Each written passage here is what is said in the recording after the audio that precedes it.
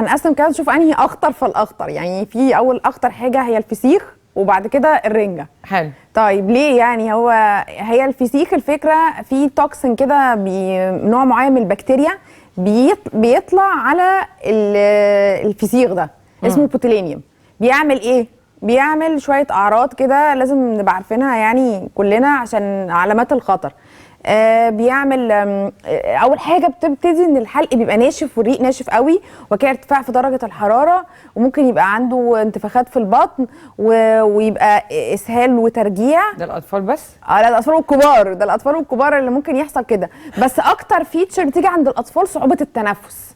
يعني اكتر حاجه مش الاسهال والترجيع، اكتر حاجه، والطفل ما بيعرفش يقول ايه حلقي ناشف ريقي ناشف. فاكتر حاجه بيبقى الطفل بينهج جامد ويبقى فيه صعوبه في التنفس، ويفتكروها حتى حساسيه. كمان الفكره ان الاعراض بتظهر بعد 12 ساعه، فممكن ما يربطوهاش ان هو كان كل ايه فسيخ. والرنجه؟ لا، الرنجه احسن بكتير طبعا. قمر. الرنجه احسن بكتير. لان هي ما فيهاش الخطوره بتاعت البوتيلينيوم توكسين ده، بس فيها عيب تاني، موضوع الاملاح. املاحها عاليه قوي، ما دي برضو نحاول نقللها شويه. يعني نقللها مثلا يتحط طحينه على الرنجه، ما ياكلوش ده للكبار والصغيرين غير حته قد الكف من الرنجه. يعني ده حجم الرنجه كله، ما ياخدوش غير حته قد الكف.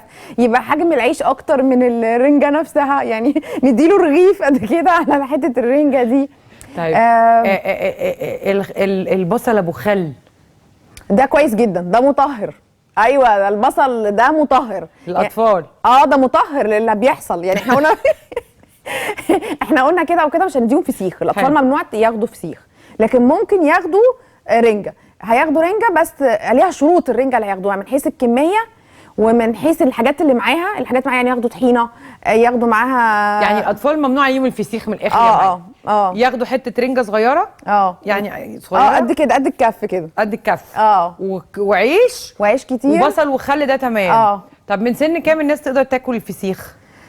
هي مشكله الفسيخ في ايه؟ يعني دايما اللي مشهور عنه ايه؟ التوكسين ده اللي هو البوتيلينيوم توكسين. بس هي الفكره ان البوتيلينيوم توكسين ده مظلوم. ليه بقى؟ هي الفكره الفسيخه في حد ذاتها عباره عن ايه؟ اتملحت، دي سمكه بوري اتملحت وبعد كده اتدخنت وبعد كده اتحطت في حاجه ما فيهاش هواء. فبالتالي النوع التوكسين ده ممكن ينمو اسمها بكتيريا لا هوائيه. ايوه، يعني من سن ما انا هقول لك بقى، جايه لك في الحته دي بس عشان الفسيخ مظلوم. الفسيخ مش الفسيخ ظلموه. الفسيخ ظالمينه. الفسيخ ده ما ابننا. هي المشكله الاساسيه اللي بتقع في الفسيخ مش في البوتيلينيوم توكسين. المشكله لما بيدخل له هواء بقى. الهواء ده ممكن يدخل اثناء النقل، يدخل اثناء التخزين بتاعه ده، لان هو بيبقى متدخن. فالهواء لو دخل يخلي بقى بكتيريات تانية هي اللي تعمل المشاكل وتعمل تسمم. مش لازم يبقى نفس تسمم البوتيلينيوم اللي هو بيعمل صعوبة في التنفس وشلل والحاجات اللي بتحصل دي، لا، بيعمل اعراض تانية، بيعمل بقى نزلات معوية، ودي بقى كومن جدا.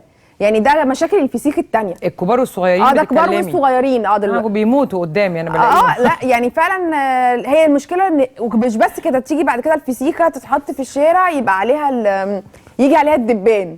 ما تاكلش فسيخ. طيب فعشان كده مهم. من سن كام؟ ما الاطفال ما فيش فسيخ خالص، والرنجه ممكن لحد كام؟ يعني لحد 16 سنه بتلبطق يعني سن كام؟ ما هي المشكله الفسيخ ده ليه بريكوشنز، يعني ليه، يعني لازم ناكله بشروط برضه. ايوه، كام بقى؟